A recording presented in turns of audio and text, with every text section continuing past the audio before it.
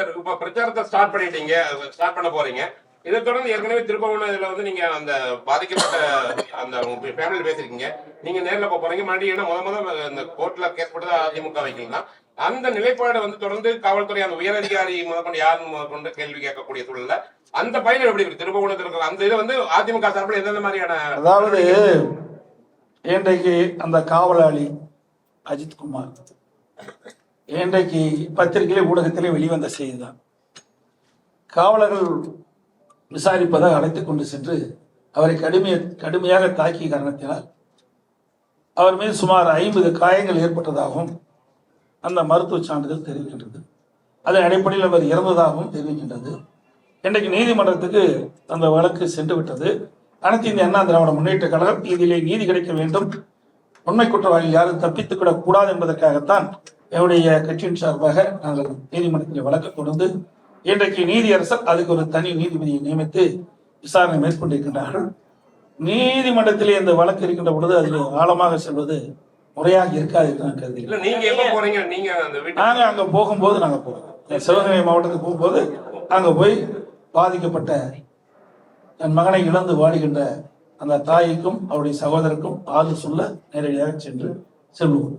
தலைமைச் செயலகத்தில் இருந்து ஒரு ஐஏஎஸ் அதிகாரி தான் வந்து சொன்னாங்க அப்படின்னு விமர்சனம் வருது. அந்த ஐஏஎஸ் அதிகாரி யாரு? நீங்க தான் கண்டுபிடிக்கணும், நாங்க கண்டுபிடிக்கிற வேலை எங்களுக்கு அல்ல. ஆகவே தகவல் வந்து கொண்டிருக்கின்றன. அதிகார மையத்தில் இருந்து அந்த உயர்ந்த பதவியில் இருக்கின்றவர்கள் கூறிய காரணத்தினால்தான் இந்த சம்பவம் நடைபெற்றுவதாக தகவல் வெளியாகியுள்ளன. அந்த அடிப்படையில் நீங்களும் கேள்வி கேட்டிருக்கிறீங்க. அது யார் என்பது நாட்டு மக்களுக்கு வெளிச்சத்துக்கு கொண்டு வர வேண்டும். இன்றைக்கு இந்த வழக்கு சிபிஐயிடம் ஒப்படைக்கப்பட்டிருக்கிறது. சிபிஐ விசாரணை மேற்கொள்கின்ற பொழுது அதற்கெல்லாம் விடை கிடைக்கும். இந்த 4 வருஷம் வந்து காவல்துறையோட செயல்பாடுகள் எப்படி இருக்கு? ஏன்னா நீங்களும் உங்களுடைய முதலமைச்சர் இருந்தீங்க. உங்களுடைய பத்திரிகையிலும் ஊடகத்திலும் வர செய்தியை சான்றாச்ச. உங்களுடைய பத்திரிகை ஊடகத்திலே அன்றாட செய்தி வந்து கொண்டிருக்குல்ல, பாலியல் கொடுமை, கொடூரமான கொலைகள், முதியோர்களை குறிவைத்து கொலைகள், போதைப் பொருள் விற்பனை, சட்ட ஒழுங்கு அடியோடு சீர்கட்டு விட்டது என்பதற்கு உங்கள் பத்திரிகையிலும் ஊடகத்திலும் அன்றாட வருகின்ற செய்தியே இதற்கு சான்று.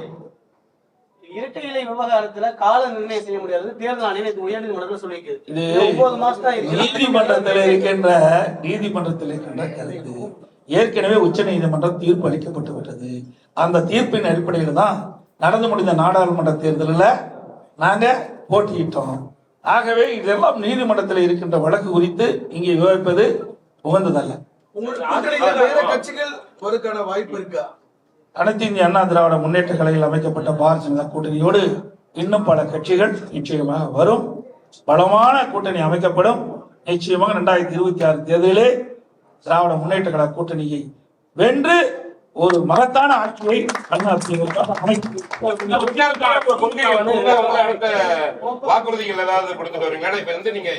அதாவது வாக்குறுதி என்பது தேர்தல் நேரத்தில் அது எப்படி அது நீத்து போயிருமே. எனவே தேர்தல் வாக்குறுதி என்பது மிக மிக முக்கியமானது. உடம்புக்கு உயிர் எப்படியோ அது போல வெற்றிக்கு வந்து அந்த தேர்தல் அறிவிப்பு தான் முக்கியம். அது இந்த நேரத்தில் சொல்வது சரியாக இருக்காது, பொருத்தமாக இருக்காது. நிச்சயமாக உங்களை எல்லாம் அழைத்து 2026 சட்டமன்ற தேர்தல் அறிவித்துடன் எங்களுடைய தேர்தல் அறிக்கை அற்புதமாக வெளியிடப்படும்.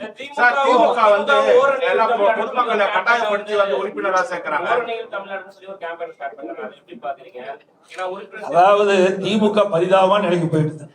வீடு வீடா போய் கதவை தட்டி உறுப்பினர் சேர்க்கின்ற அளவிற்கு திரு ஸ்டாலின் தலைமையில் இருக்கிற திமுக எண்டு விட்டது என்பதுதான் நான் பார்க்கிறேன். எல்லா கட்சியுமே அந்தந்த மக்கள் அங்கங்க இருக்கின்ற மக்கள் விருப்பப்பட்டு அந்த கட்சியில் உறுப்பினர் சேருவாங்க.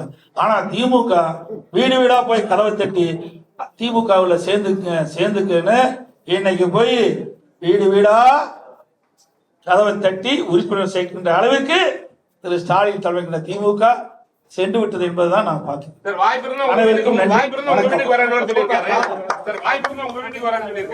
நிச்சயமாக அனைத்து இந்திய அண்ணா திராவிட முன்னேற்ற கழகம் வென்று பெரும்பான்மையோடு ஆட்சி அமைந்த பிறகு அவர் எங்க வீட்டுக்கு வந்தா நாங்கள் வரவேற்போம்.